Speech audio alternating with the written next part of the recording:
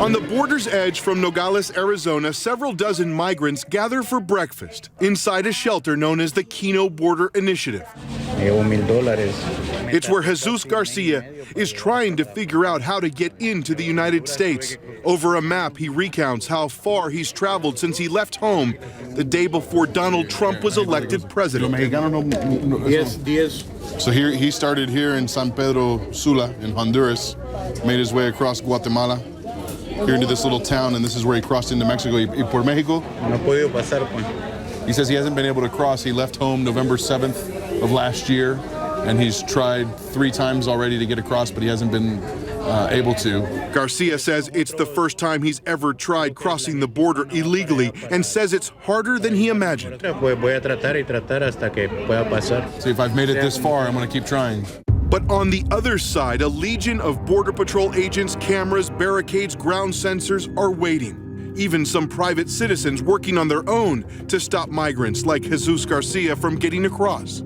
This is the scene in The Matrix. In Tim Foley's world, the borderlands are a threatening, dangerous place. Well, this is the red pill. This is what the world really looks like. Foley leads a volunteer group called Arizona Border Recon that patrols the border around Sasabe, Arizona, a town on the U.S.-Mexico border with less than 100 people. I've been called everything in the book. I've been called the domestic extremist. The Southern Poverty Law Center, which monitors hate groups in the U.S., says Foley's group is made up of, quote, native extremists.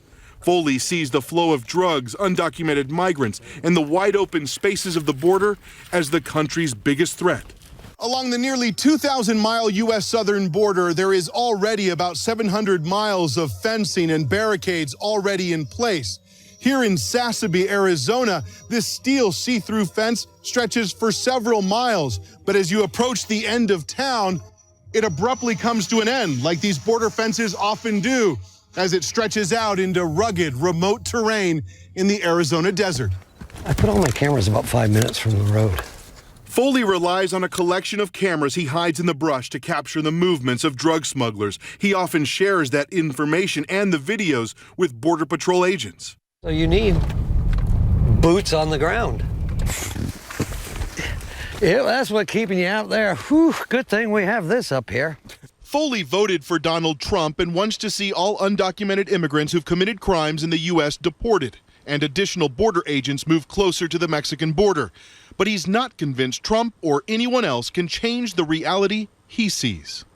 When you're reactive to a problem, you're always going to be behind the solution. For many, like 18-year-old Marisela Ramirez, they try to come illegally from Mexico. She was caught by Border Patrol with a group of migrants and quickly deported. She wanted to find work in the U.S. to help support her elderly parents. She trembles as she recalls the experience of being smuggled across the border. I asked her if she was going to try to cross again. Her brother is still being detained in the United States. She's waiting for him to get out, and she's not really sure what they're going to do next. So she's waiting for him to be sent back here, and they'll figure out what they're going to do next.